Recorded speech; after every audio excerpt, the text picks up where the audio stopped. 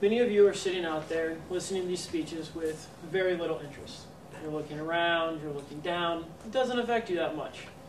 That's where Castelli makes his argument. The rhetoric is, the goal of rhetoric, and when rhetoric works, is when the speaker must address the audience specifically with ethical and emotional investment to their situation. He recognizes that each audience has a different history and different interests. He calls upon Aristotle's work titled Rhetoric, which Aristotle claims that ethos and pathos are essential in making judgments. Therefore, Castelli argues, ethos and pathos are themselves modes of persuasion. In a court case, in a capital court case, a juror is decided on by the lawyers. They sit down, they find out the histories, the backgrounds, they interview them because neither lawyer wants a juror to make a decision or have a predetermined decision. If nothing else, they want it to not affect them. So they find out their history.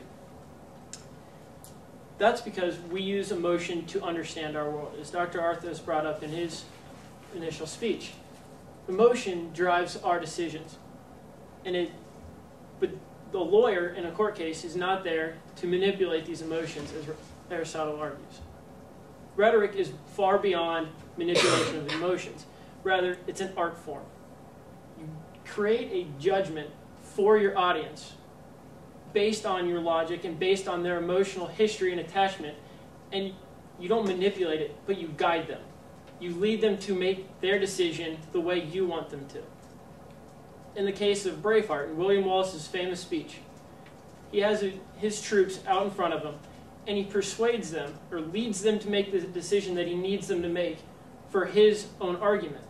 That is, he gives them a choice. He gives them the choice to run and be free and live, but as he says, for now, or stay and fight, and they might die. He leads them through that process of making that judgment, of saying, hey, if I stay here and die, will that be better than living for another 10 years and fighting another day? He leads them with the use of rhetoric and the use of emotion in their decision-making to lead them to the judgment that he wishes they'd make.